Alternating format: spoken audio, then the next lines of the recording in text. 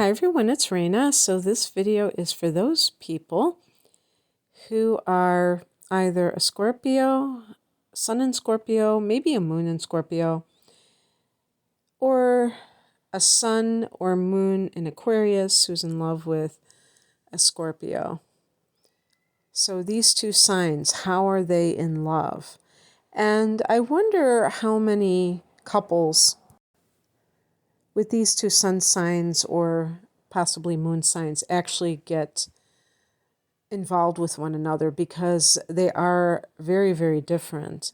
But they're both fixed signs, so whenever you have two signs that are of the same modality, there can be an attraction there. And I have heard, like with squares, signs that square off, that there can be physical attraction. So that certainly is nothing to sneeze at, because that is something that people value and actually get involved sometimes at the beginning due to that physical attraction. So I typed out some of these things that I think might go on in terms of the dynamics of this combination. And the first few that I listed are more on the positive side, because I didn't want to start out with the things that are challenging. And the first thing I wrote is that both will, likely have an interest in metaphysics and spirituality. Both Scorpio and Aquarius tend to be intuitive in their own way. Scorpio being a water sign, all water signs have natural intuitive gifts, empathic gifts that, have them feeling their way through life in general. And this is actually a big deal, because I feel like when it comes down to long-lasting relationships, that when there isn't that sense of being on the same page in terms of how you view life itself, your philosophy of life, which can include your spiritual beliefs, if you're just kind of living day by day on a more mundane level and you don't have these things in common, I think eventually one person starts to grow more than the other and the couple breaks up. That saying, the family that prays together stays together, that kind of thing. So this is really, though, like, for instance, Scorpio rules the 8th house, which is a house that we would connect with the occult, metaphysics, not necessarily, different organized religions. That would be more of the 9th house, in my opinion. So it's kind of like the secrets of the universe and things like that, which Scorpio can get very involved with. Astrology, the tarot, and Aquarius is associated with astrology. So definitely that might be the one specific thing that bonds these people.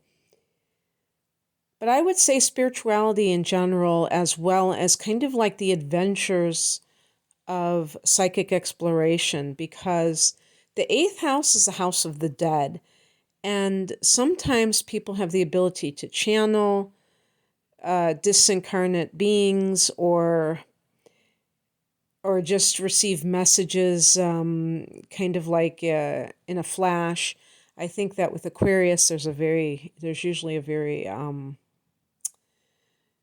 instantaneous types of communication, getting those psychic hits. With Scorpio just being a water sign, I think it's just part of their daily walk through life is to be very much a feeling person, and that indicating like having these psychic hunches and, especially with Scorpio, understanding what makes people tick. And that can be helpful too, now that I think about it, because Aquarians tend to be a bit inscrutable. Part of this is they're eccentric and very much contrarians a lot of times. They don't want to cooperate or fit in with whatever is around them. They want to, that's their way of seeming unique. So they always have that tendency to be, rebelling against what they perceive as the status quo. And Scorpio will understand that and not be offended by that. They won't misunderstand what the Aquarian's aims are, because sometimes other people might feel offended if they're with somebody who always has to take a different stance and seems to want to distance themselves from the pack. Another thing that I think this couple can be good for each other with, that's not correct syntax, is that this is what I wrote exactly. I said Aquarius's detachment can complement Scorpio's intensity. And what I mean by that is that if you have two people who are water signs, they can drown in their emotions. So even though we're supposed to get along with other signs of our particular element because they're going to trine us, that's not necessarily the case. So if you are a Scorpio, think about the encounters you've had with Cancers and Pisces. Have they always been positive? Do you tend to see eye to eye with them or not?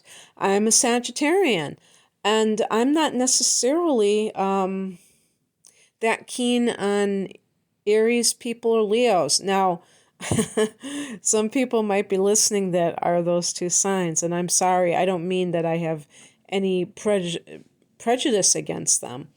I'm just saying that I've had some encounters that haven't been that, peachy keen, because fire signs tend to be kind of brash, egotistical, kind of arrogant, and, getting two people who are very strong in their temperament together can produce some of those ego clashes, and it's not really that pleasant sometimes. So this is, you have two signs here that are squaring off, and that's supposed to be a tense aspect. But my partner is also a Sag, and he has Virgo friends, and he has a lot of Virgo friends, and that is another mutable sign like Sag, and he gets along with them. I think sometimes opposites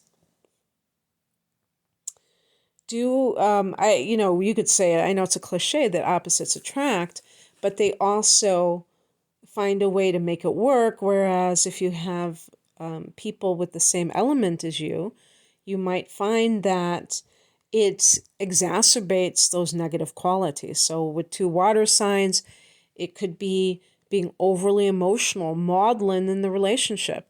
With two air signs, if Aquarius is with a Gemini, for instance, it could be too detached. It could be too in the mind, where the two people are maybe neurotic. They're talking about their emotions, their feelings in the relationship, but there's like this weird detachment where they're not really in their heart chakra. They're kind of like up in the sixth chakra or something, fifth or sixth chakra, where it's all about communication or intuiting, and not enough of that kind of visceral experience of the feelings being activated in a deep way. And that can keep people, kind of talking in circles and not really hearing one another at a deep level.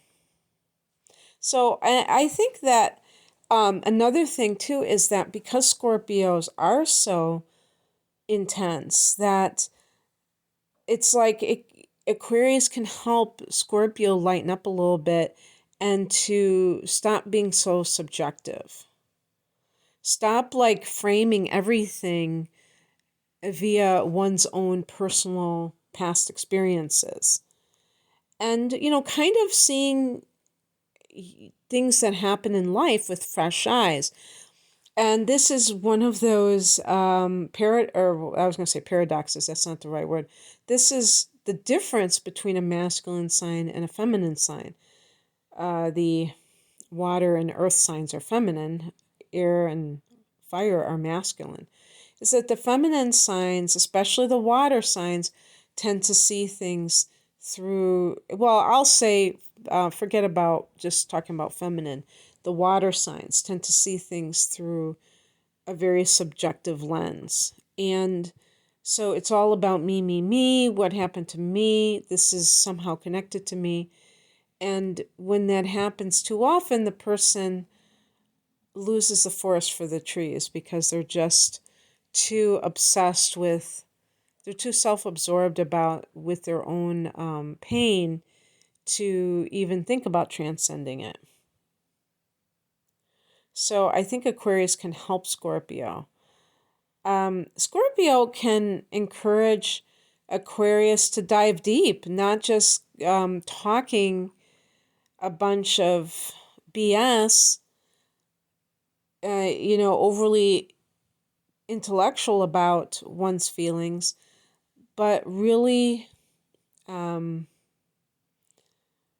getting into the underlying cause of everything. This is one of the reasons why Scorpio is considered the natural psychologist, is because a psychologist doesn't take life at face value. They say people are the way that they are because they have these motivations that come from past experiences, maybe past trauma. So a Scorpio can teach anybody how to become more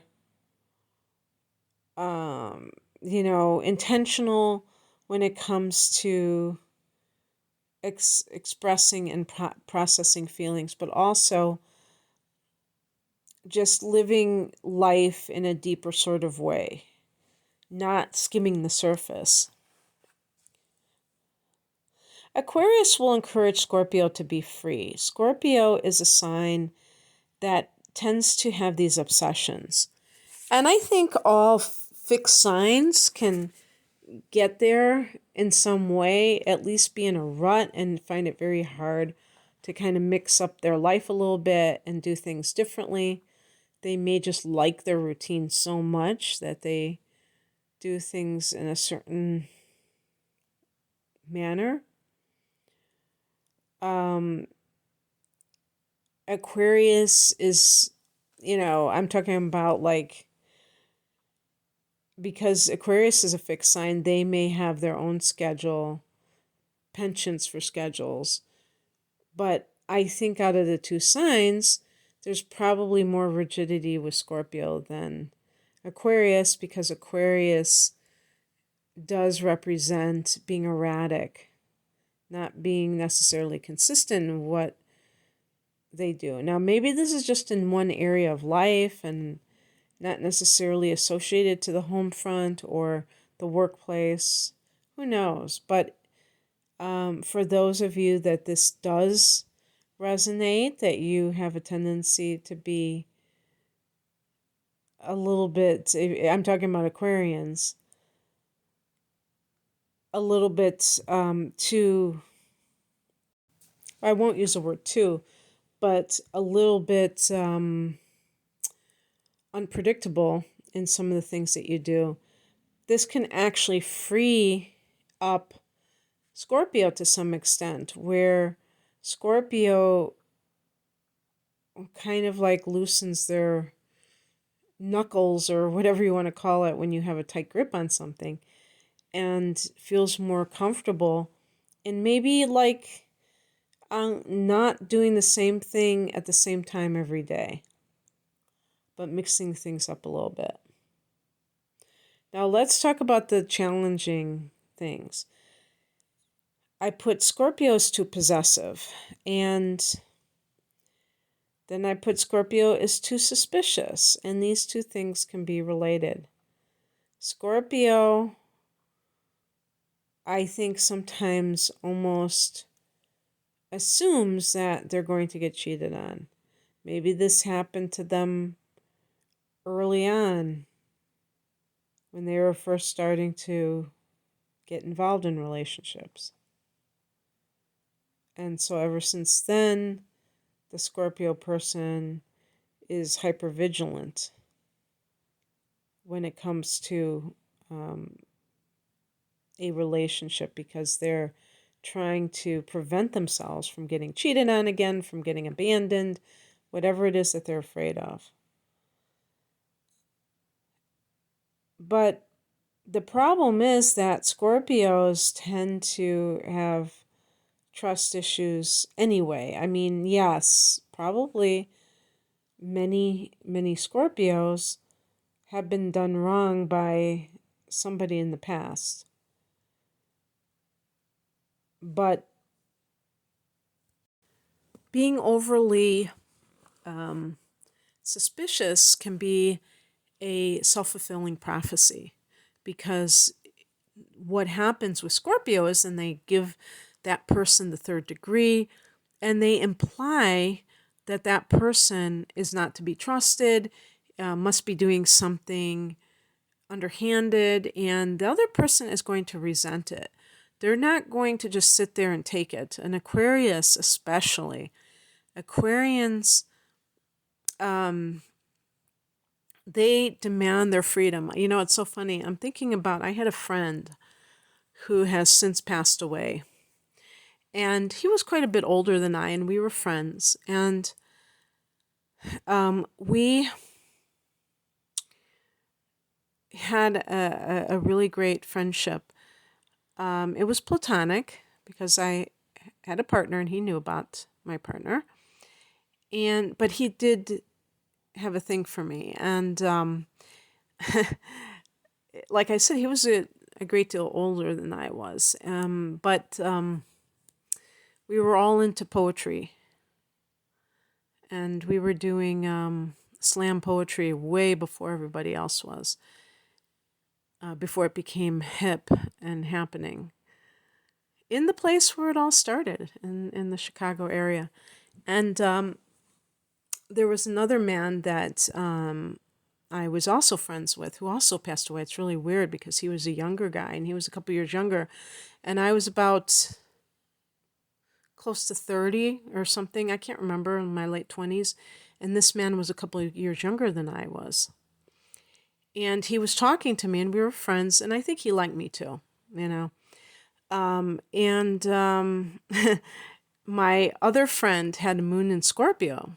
He was a Sag, but he had the moon in Scorpio, Mars in Scorpio. And he was like, what are you doing talking to her and all this stuff? And the guy who was the moon in Aquarius, he said, I can talk to her if I want to.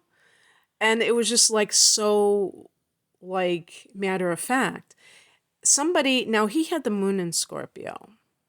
I mean, in Aquarius. And my other friend had the moon in Scorpio. So even with the moon signs, sometimes you could say, especially when you're talking about relationships, especially with the moon signs, that this can come out in relationships because we're talking about emotions.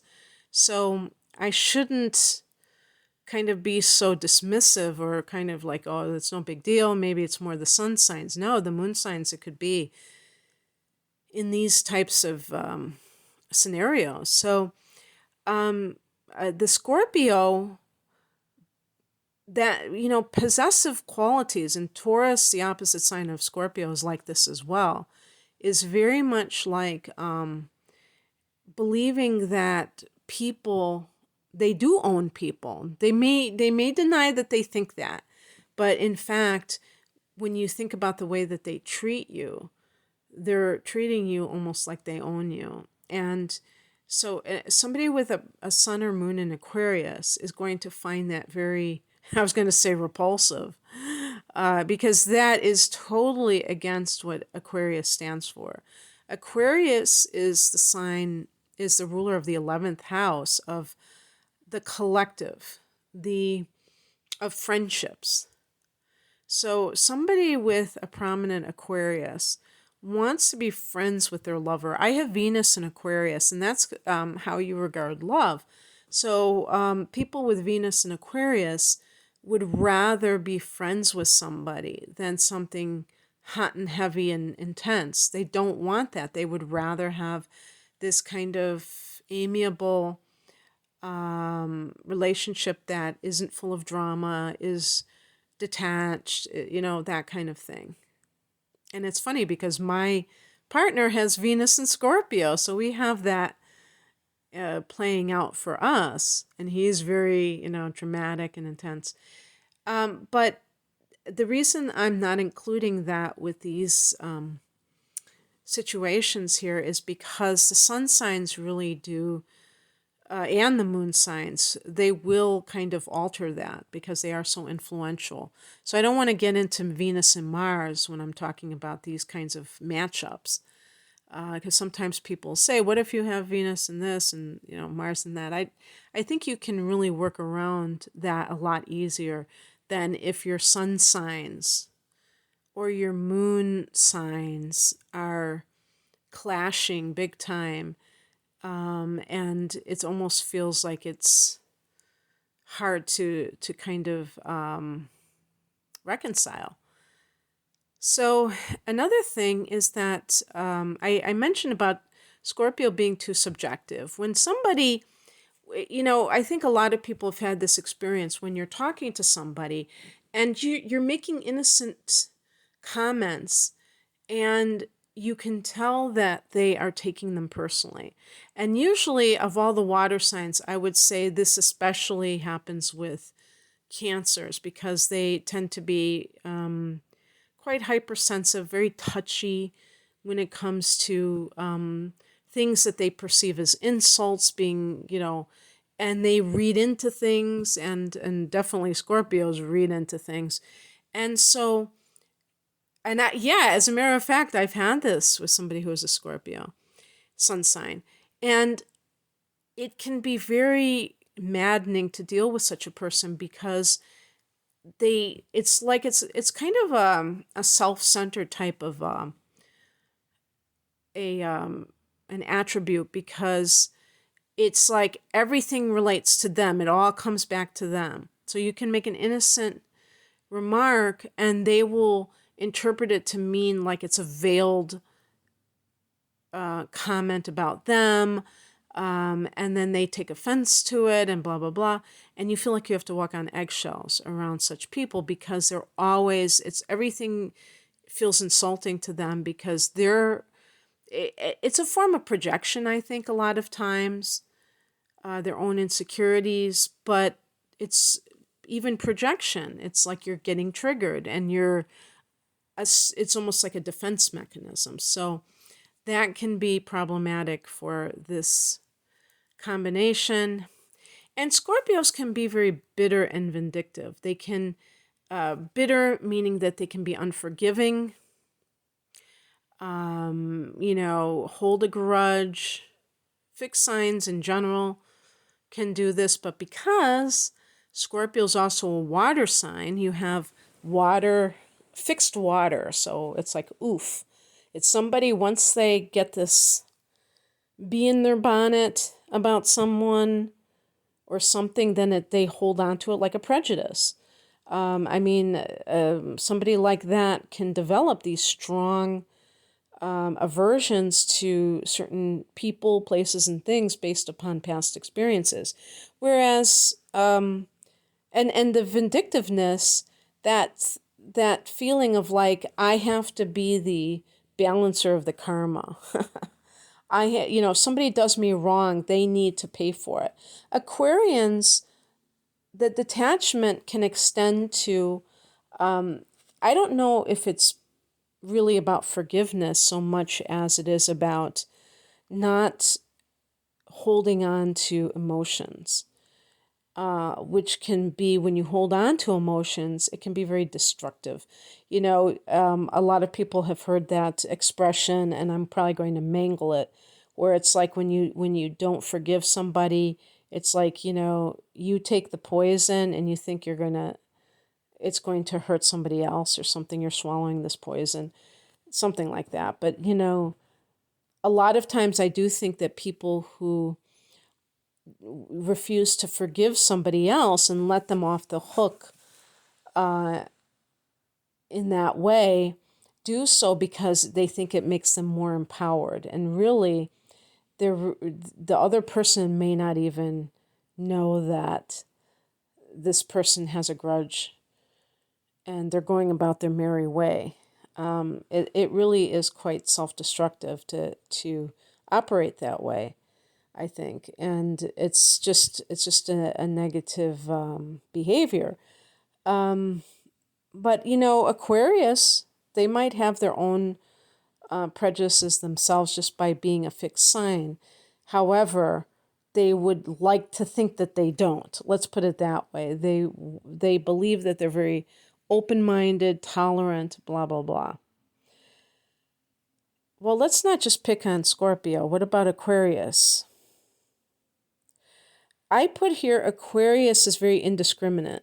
And what I mean by that is that Aquarius does tend to like people from different walks of life, is very egalitarian. And so a Scorpio person may like somebody who is very intellectual, and they may like somebody who's a very meat and potatoes kind of a person, down to earth, but basic, a very basic person. They may find themselves interested in that person for a different reason. And Scorpio, that might drive them crazy, like, in terms of like social circles, because a Scorpio person has very distinct likes and dislikes. And they do not have that. I don't think a lot of Scorpios, unless they have the moon in Aquarius, and some Scorpios do, but that might be crazy making for them as well to have that placement, because half the time the Scorpio person is going to be very, they're going to be like confused about their own emotional makeup. But the Scorpio person doesn't have that flexibility to be able to navigate different social settings and with different types of people the way that an Aquarius can, because they simply have very strong likes and dislikes, and that is going to affect, who they hang with. And so they may have totally different circles, and they may not be able to kind of come to some happy medium about these kinds of things. And that could extend to their lifestyles in general. A Scorpio, and I didn't even put this down, but a Scorpio person, I think, loves solitude a lot of times. Being a feminine sign, there is more of an introverted quality with Scorpio.